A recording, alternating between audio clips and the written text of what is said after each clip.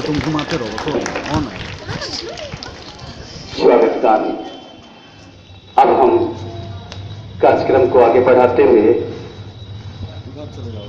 अपने मुख्य अतिथि महोदय, आज जो साइंस एग्जीबिशन का जो प्राइज डिस्ट्रीब्यूशन है उसमें सुदामा की तांडुल सबरी की जूठी वैर ही सही अपने प्राचार्य महोदय के द्वारा हमारे चीफ गेस्ट की छोटी सी पुस्तक आचार्य श्री के द्वारा मां लक्ष्मी की ये गुणगान, ये पुस्तिका सर को समर्पित करते हुए हमारे धर्मगढ़ सेंट्रल स्कूल के प्राचार्य माननीय डॉक्टर कुमार कार्तिकेय।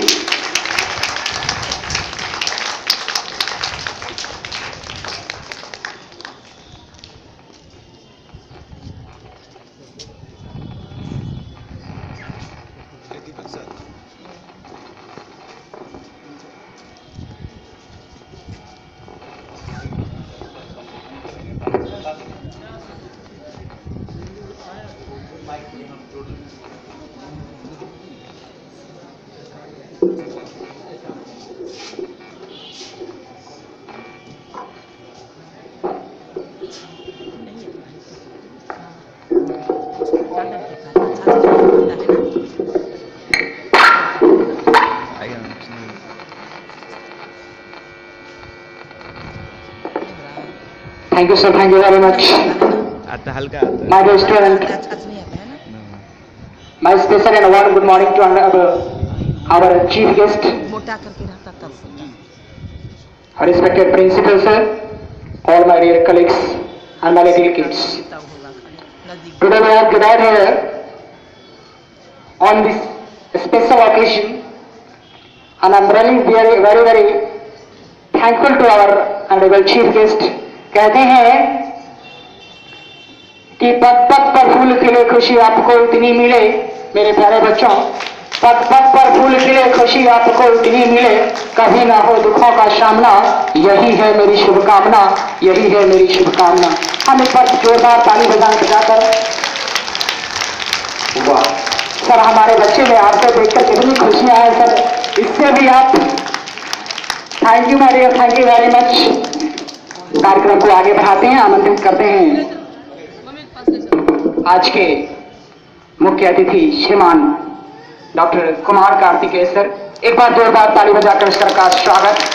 सर के आशीष में, सर के आशीर्वाद में, ऐसी सरिता में हम सभी सराबोर होंगे, इनकी मिठास में। हेलो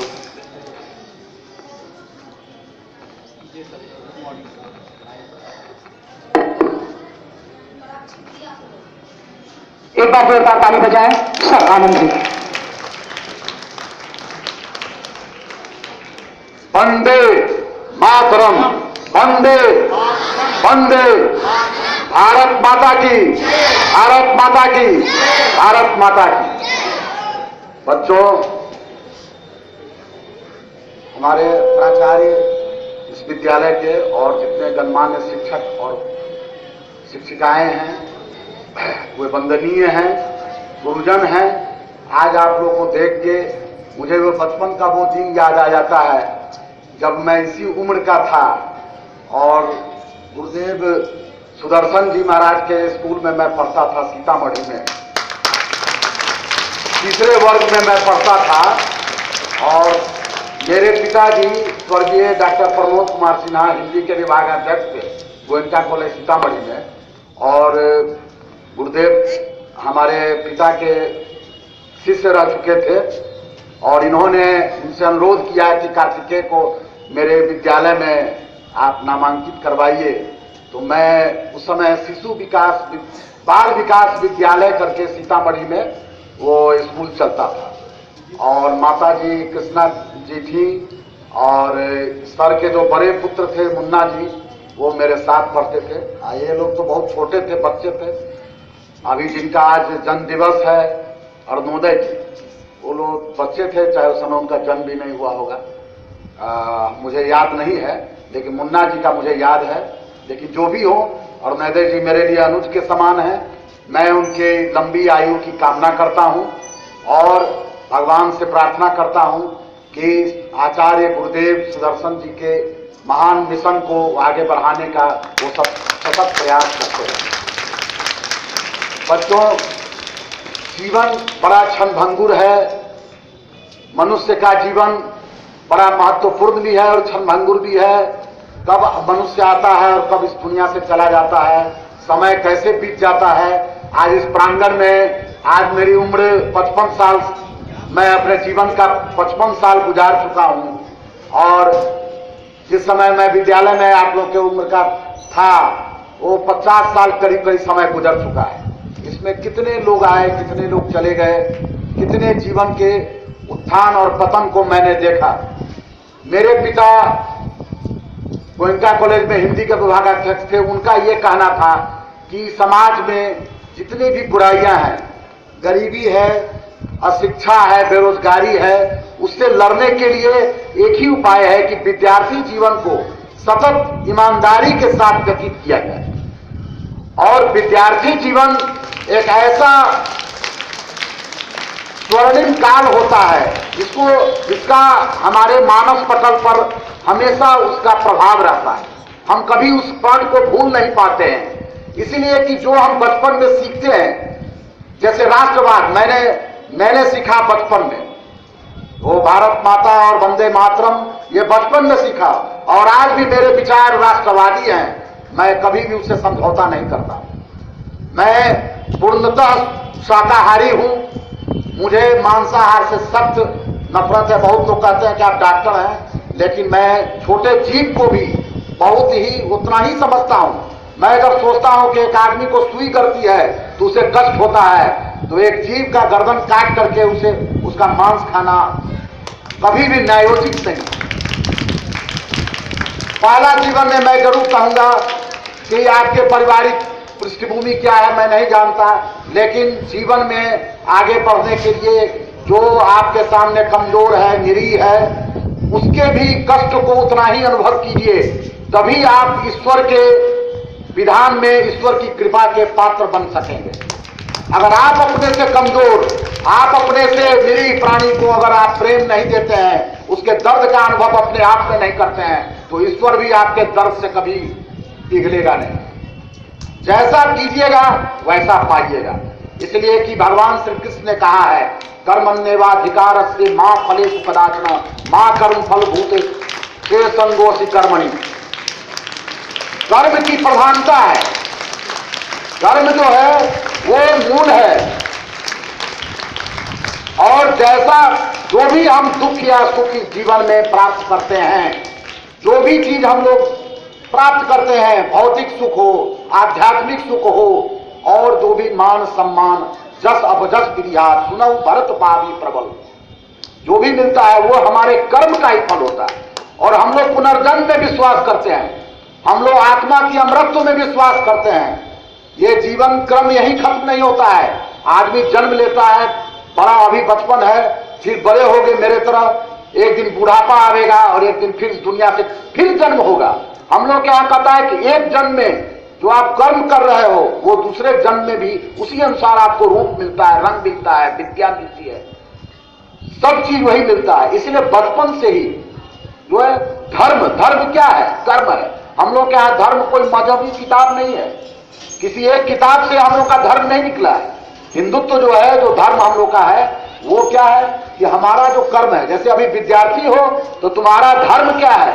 विद्या अर्जन करना। और जो विद्या तुम इस उम्र में हो तो तुम्हारे ऊपर कुछ ऋण है। जैसे माता के गर्भ से जन्म लिए हो तो मातृ ऋण है, पिता ने तुमको पढ़ा रहे हैं तो पितृ ऋण है, और जो गुरुजन तुम्हें पढ़ा रहे हैं तो गुरुजन का ऋण हो जाएगा। और जिस समाज ने तुम्हें इस ऊंचाई तक पहुंचाया, और जो भी तुम कितने भी बड़े आदमी हो जाओगे, अगर समाज तुमको सम्मान नहीं देगा तो हम लोग कोई भी कर्म करते हैं तो समाज को कोई बुरा न कहे।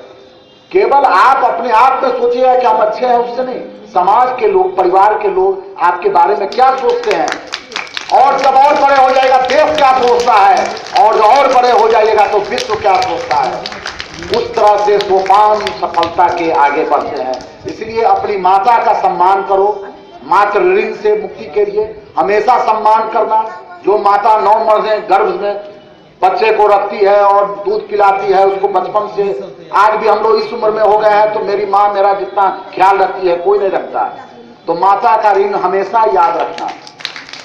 और पिता अपने सारे सुख सुविधा को छोड़ करके तुम्हें पढ़ाने के लिए भेजे हैं, इसलिए पिता का ऋण। और समाज में जो तुम्हारे गुरुजन है जो तुम्हें ज्ञान दे रहे हैं इनको हमेशा आदर करना। और जब आगे बढ़ जाओगे तो जो तुम्हारे साथी पीछे छूट जाएंगे उनका भी सम्मान करना। और जो तुमसे तुम्हारी ऊंचाई को नहीं पहुंचेंगे उनका कभी अपमान नहीं करना। इसलिए कि बड़ा हुआ तो क्या हुआ, जैसे तार खजूर, पंछी को छाया नहीं फल लागे अतिथि। बड़ा आदमी बड़ा वृक्ष की तरह होना चाहिए। विद्या ददाति विनयम, विद्या जो है सो विनयशील बनाती है। अहंकार कभी नहीं करना। भगवान अहंकार को खाते हैं, अहंकार कभी नहीं करना। हमारा मकान बनता है, मेरा मजदूर जो हम 100 रुपए किलो चावल खाते हैं तो उसको वही खिलाते हैं, उसको भी खिलाते हैं तब खाते हैं। इसीलिए कि वो जाएगा लिट्टी खाने बाजार में, हमको बर्दाश्त नहीं। हम 100 रुपए खाएं उसको हम 25 रुपए किलो चावल खिलाए, बर्दाश्त नहीं। उसको भी बराबरी का दर्जा देना चाहिए।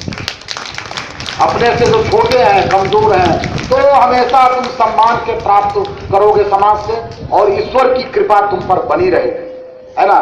यही मैं कहूंगा। और ये जो हम लोग का जो ये है बड़ खुद विपत्तियों पर छा जा मेरे किशोर मेरे ताजा, जीवन का रस छन जाने दे तन को पत्थर बन जाने दे, तू स्वयं तेज भयकारी है क्या कर सकती चिंगारी है।